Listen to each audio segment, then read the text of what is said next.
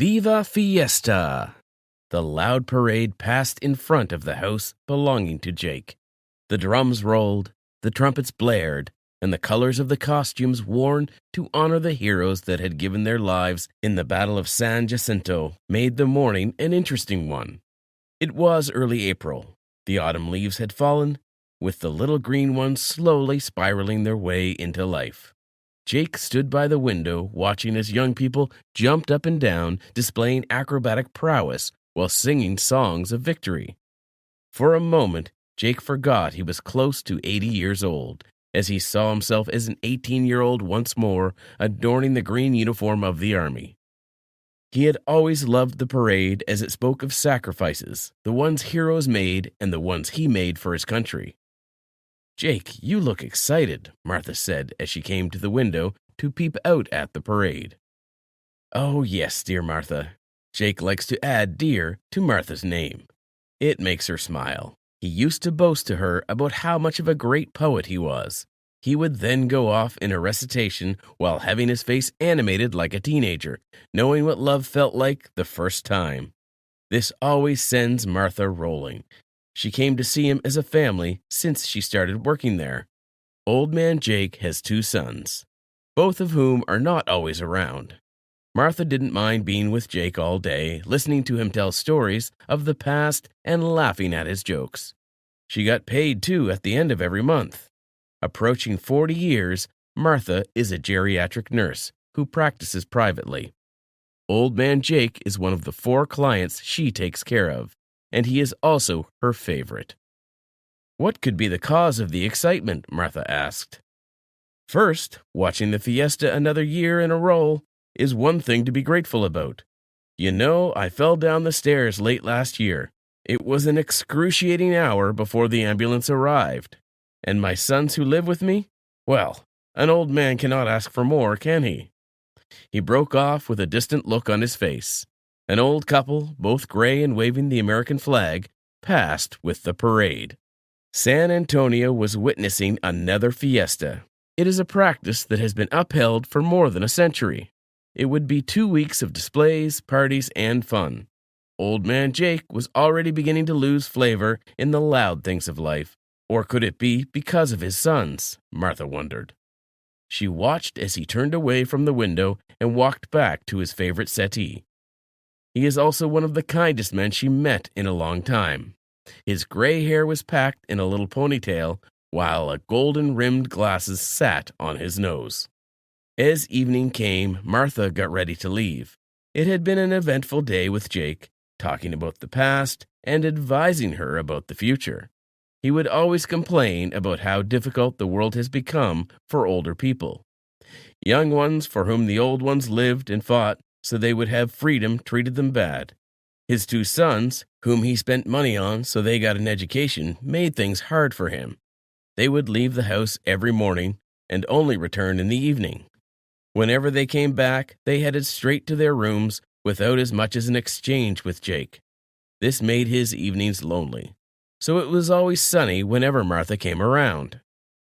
One morning, 4 days into San Antonio Fiesta, Jake woke up happier than usual.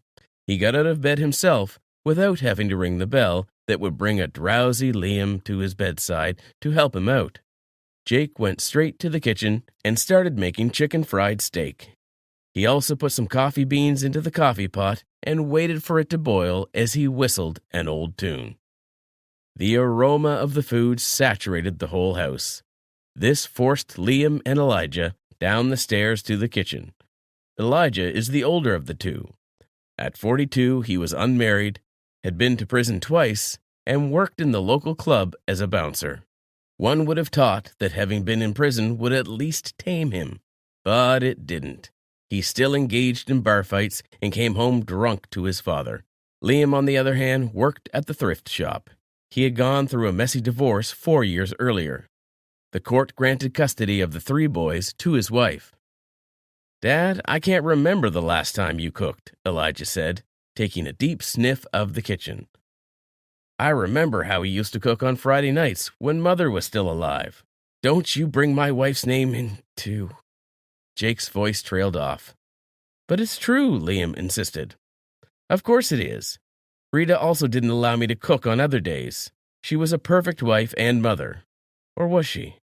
Because I keep wondering what happened to you both, Jake said as he arranged plates on the big table in the kitchen. What are you trying to say, Dad? Elijah asked, with his arms folded on his chest. You know, ever since she passed on, both of you care very little about me. You hardly even know I exist here. Jake scooped some soup into a bowl. Well, we have been busy, Dad. You know, chasing after the American dream. We can't possibly hang around an old man who only has stories from many years ago to tell. Liam dragged a chair and sat in front of the food. That's because the stories are a part of you boys. Maybe if you had listened better, you would have heard me talk about the little garden behind the house. Jake poured himself a cup of coffee, took his position at the head of the table, and sat down. We grew up here on the farm, Dad. What story would you want to tell us that we do not know about? Elijah asked as he stuffed his mouth full of chicken fried steak. Yeah, I have remembered the garden for as long as I've been here, Liam quipped in between blowing into his cup of coffee. Jake looked at the men and smiled. His eyes carried a glint that was not there in the past. Elijah looked at his father and back at Liam. He wondered what could be going on in his mind. He had never seen his father this excited. Jake brooded and would sit reading all day. He was glad when Martha started coming to the house to look after Jake. There is something about that land, you know, the one that stretches past the garden. It smells of the tender grasses in the morning, the sunflower opening up towards midday, and showing its yellowness to the sun, the hug of nature, and the general feeling of being in tune with the universe. A great battle took place on this land, just beyond the garden. It was a fierce battle, cannons boomed, and heaven received souls. It is called the Battle of San Jacinto. Jake went down history lane again. Elijah listened to his father talk, not because he wanted to. What bothered him, or was of interest to him in the story, was the way Jake narrated it. Then that glint in his eyes looked like one that just came upon a discovery. This kept him rooted to his chair. Liam, on the other hand, paid little attention to the story. He calculated how much he would make in the dog race later if he should go to the bazaar. Liam didn't like the part about donating money to charity in Fiesta, but he enjoyed taking from them in races and games that had stakes. Stories were rife about how a box containing gold and pearls with other rare metals was buried in the ground somewhere. My grandfather told my father how he bought the plot because of those stories. He had seen men come to great wealth by striking some hidden treasure. Jake paused dramatically to look at his children. He had their attention. So, Liam asked. This was a stake more than he would ever get at the bazaar. He never found the treasure. If he never did, why are you telling this story? Liam, you can see why I don't listen to the old man talk. Elijah pushed his chair back. Don't you want to hear the end of the story? That's where the lessons always are. Jake motioned to his son to sit down. After the boy did, he continued. 3 days ago, I was working in the little garden, tending to the flowers and digging up weeds, when my shovel struck something hard. I know there are no rocks around, so I was surprised. I tapped it with my shovel and felt the same hardness, but this time there was an accompanying hollow sound. I dashed to the shed, got a pickaxe, and started digging. Truly, the box came up. I couldn't pry it open, and what gain would it be to me to have all that wealth when I have children who would use it better?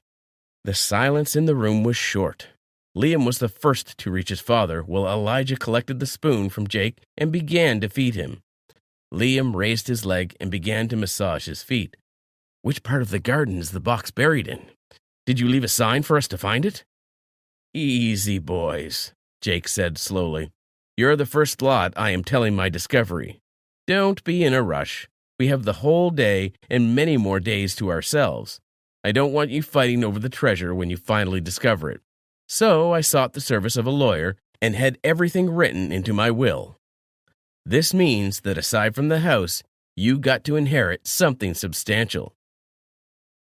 Martha came in that very moment.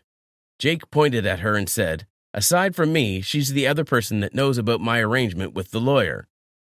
Elijah and Liam were flushed.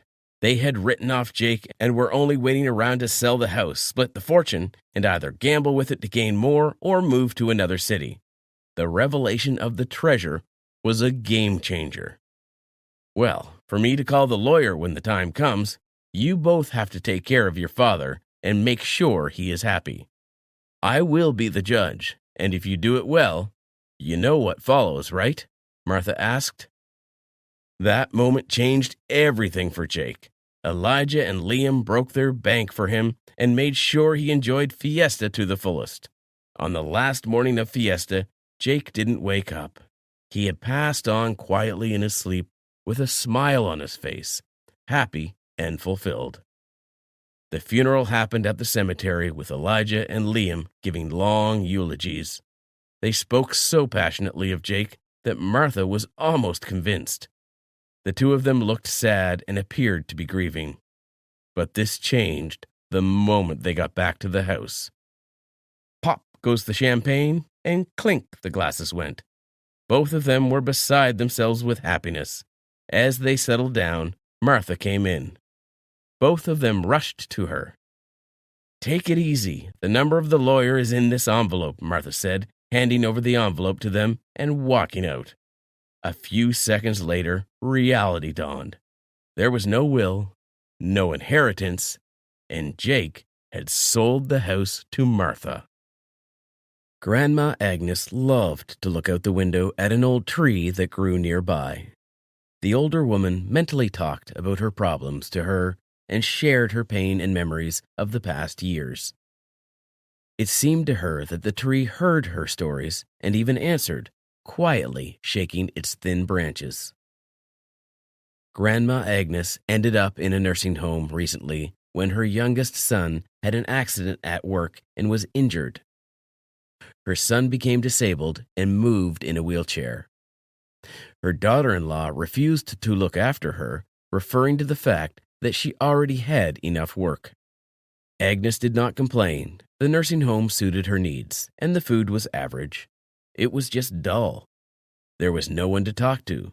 The residents were mostly bedridden patients. They did not have time to talk to her. Yes, and everyone had the same goal, to get rid of this hard life as soon as possible. When you lie bedridden, you are spoon-fed, and strangers serve the table. There is no time for talking. Agnes was more fortunate than others. She could walk by herself and often went to the hospital park. In the garden, Agnes approached her beloved birch tree and quietly whispered to her about her problems. The tree, in response, poured fine snow on her, as if it was sheltering her from all problems. Relatives often came to other residents, brought homemade food, and took them out for walking. And there was no one coming to Agnes. Her younger son could barely move in a wheelchair, and the eldest one had long lived with his family abroad, and there were no letters from him. Life in the nursing home flowed monotonously and quietly. Some died and were taken to cemetery. Other older adults came to their place to live out their last days here, homesick in silence and loneliness. But one day, everything changed. There was a noise at night. Everyone was running along the corridors, shouting, stomping. Agnes could not understand anything when she heard the long-forgotten word, war. She remembered the war. She was 4 years old, and her family lived in the countryside. Her father was taken to the war immediately, and her mother, with 2 children and grandma, stayed home. Her mother and grandma decided to leave when the war came very close, and the bombshells began to fly right into the yard. Agnes remembered this hard road for the rest of her life. She had to walk for a long time and then travel by train for several days. There were many strange and angry people around, and little Agnes was always afraid and crying. Her mother would calm the girl, but her fear would not go away. During the evacuation, the family settled in a distant village with some other elderly people. They ate what they had to. They wanted to eat constantly. And when all this horror was over, they had to travel by train for a long time and then get to their house on foot. Only their house was no longer there, and the village was gone. Everything was burned down. Her mother made the only right decision and moved with the children to a small town. Agnes lived there all her life, married, gave birth to 2 sons, and buried her husband in a small cemetery. And now the war had come again. The nurses were shouting that everyone needed to be evacuated urgently. Buses arrived in the morning. All the bedridden patients were loaded on stretchers and taken away. And those who could move independently were told to pack their things and wait for the next bus. The older adults waited long in the lobby for someone to come for them. But that was in vain. No one else arrived for them. Continuous explosions were heard in the distance. The elderly went to their rooms and began to calm down a little when the continuous sirens were heard again and everyone was sent to the shelter. That was the place of a large and dirty basement under the building. The sirens were not to be heard from there, but the place was freezing and damp. It smelled of mice and cat urine. Most of all, older adults were afraid of the unknown. It was unclear who was bombing, why the rockets were flying around, and what was happening at all. Soon a nurse came down to the basement and brought warm blankets, water, and food. She answered questions unequivocally, saying that she did not know anything, and that battles were going on somewhere nearby, and explosions and shootings were heard. Thus passed the first night of the war. Many older adults prayed in the basement and asked God for mercy and protection. One of the women became sick. The nurse brought her medicine. The explosions were already audible to everyone, meaning the front was approaching. Agnes and other older adults had to sit in that damp basement for 2 weeks. Of the entire service staff, only a few nurses and a watchman remained with them. They helped the elderly in any way they could. At nights, the watchman would go to the food warehouse, which was located nearby, and bring food. They got a kerosene stove from somewhere, and they cooked simple food on it. The water in the basement dripped from the water pipe. It helped to survive, but it was freezing and damp. The days dragged on for a long time. The uncertainty weighed heavily, and explosions and the roar of shots were still heard above. Many older adults had coughing and choking attacks from dampness. There were no medicines. They poured hot water into plastic bottles and hid them under their clothes. They could warm up a bit that way. Young nurses brought their children to the basement where the older adults hid, so they would not be left alone at home. So they all lived together. Grandmas told fairy tales to children, and children played their games. Time passed, but help did not come. After another trip for groceries, the watchman did not return back. The nurses said that a shell fragment had hit him. Now the nurses began to go for groceries, but they said there was very little food left, and soon everything should end.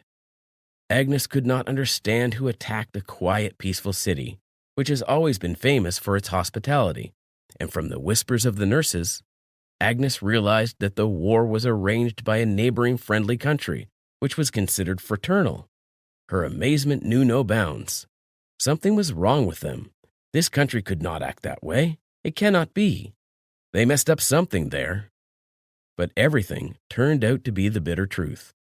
The neighboring state where her relatives lived, where she and her mother were once evacuated and hiding from the enemy invaders, is now bombing her hometown, smashing everything around and pouring fire on peaceful houses. What the heck was happening to this world? Agnes began to pray to God and ask him her questions quietly. She did not pray for herself, but her heart ached for her sons. One lived in a suburban village and was utterly helpless in his wheelchair. The other disappeared abroad, and Agnes knew nothing about him. Another week had passed. Finally, the basement doors opened, and the nurses said everything was over and they could go out. When Agnes went out into the street, the bright sunlight blinded her eyes. She had to cover them with her hand. Being accustomed to the light, Agnes turned to her favorite tree and could not see it. Instead of a large, beautiful tree, there was a giant funnel. The nursing home building survived, only there were practically no windows. But the neighboring houses were all destroyed. Tanks with incomprehensible signs were moving along the street.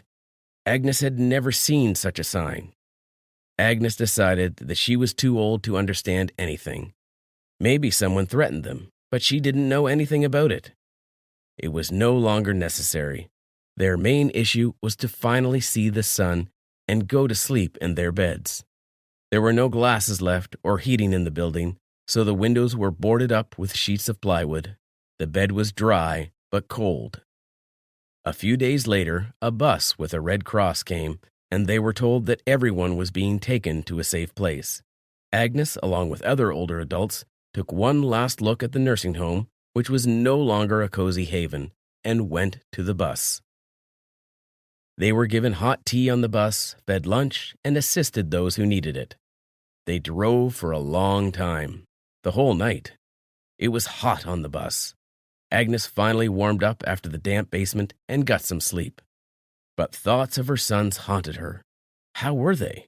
Did they manage to escape? Was there a place for them to live? All these questions faded into the background. Only the pain in her heart for the fate of loved ones did not give her rest. Agnes asked God to help, protect, preserve, and let her see her children, whose life scattered over different countries. Finally, the bus stopped. It was a checkpoint, but the military guys did not check anything with the older adults, and the bus went on. They were being taken somewhere, and no one knew where. Everyone was happy with hot food and a warm bus. At another stop, everyone began to leave the bus with their belongings. Agnes saw a large railway station and a train where older adults were put in front of her. The carriages were reserved seats and were very warm. Agnes managed to settle down on the bottom bunk. She didn't hear anything else. She just fell into a deep sleep. The train traveled for a long time without stopping. The windows were closed with blackouts and artificial lighting lit the car. At a long stop, customs officers came in, checked their documents, and the train moved on. Finally, the older adults were told to get out on the platform after several long travel days. Agnes went outside and sipped the warm spring air with pleasure. All around, there was a riot of young greenery and flowering trees. Agnes did not notice how the warm spring came, only the trees differed slightly from her hometown. Agnes looked at the station building and gasped. The sign was written in an unfamiliar language to her. What's happening? Why were they taken abroad? How could she find her sons now? These questions kept popping up in her head. Agnes and all the refugees were led into the waiting room. Quilted mattresses lay right on the floor. Agnes found a free bed and, exhausted, lay down on it. The journey tired the older woman. Volunteers fed everyone with hot lunch. People were constantly moving around. It was impossible to fall asleep. She lay with her eyes closed on a bare mattress. She covered herself with a thin blanket and warmed up a little. Agnes tried not to think about what would happen next. Worrying thoughts swirled in her head, and there was a strong cough. Agnes felt weak. She was shivering. She was ill. The night passed half asleep. In the morning, all the older adults were again invited to the bus and taken somewhere. They didn't drive long. After 4 hours, everyone was dropped off near a luxurious building. After a short check-in, the older adults were taken to their homes. It was another nursing home for the elderly, but how beautiful it was. Luxurious crystal chandeliers were hanging in the lobby. Underfloor heating pleasantly warmed their senile feet. The staff was polite and attentive. The room was clean and comfortable. There was a TV, but the programs were in a foreign language. The cleaning lady told Agnes they were in another country's nursing home. Agnes was utterly sad. How will she find her sons now? Grandma couldn't think of anything else. She did not want to eat. It became difficult to get out of bed, and a strong cough overcame her. She did not want to go out. Nothing pleased her. Her roommate was also in bed all the time. The arduous journey, which lasted several days in a row, completely took away the strength of the older adults. Grandma Agnes was not pleased with anything, and a strong cough kept overcoming her. The thought that she would have to die in a foreign land and her children may never find her grave was incredibly depressing. She wanted to return back to her home, but there was nothing left except ashes. Agnes often remembered her favorite tree sitting next to the window, with which she liked to talk all the time. Gradually, life began to leave a tired, frail body. The nurse noticed Agnes's poor condition and called the doctor. The doctor examined her and prescribed a treatment. Agnes was spoon-fed, but she didn't feel like eating. Where were her sons now? How were they doing? Especially her soul hurt for the youngest son because he was utterly helpless in his wheelchair. A few more days passed. Agnes began to recover. Her strength returned, but she did not want to live. Grandma was constantly crying and praying to God for her children. If only they were all right. She had no other desires. Her neighbor died one night and quietly left this life while dreaming. Agnes was left alone in the room. The older woman looked sadly out the window. There were many trees in the park, but they were unfamiliar to her. Suddenly, at the end of the alley, Agnes saw her tree. It was a miracle. The tree was similar to the one Agnes had spoken to at home when she lived in the nursing home. Agnes put on a warm blouse and went outside.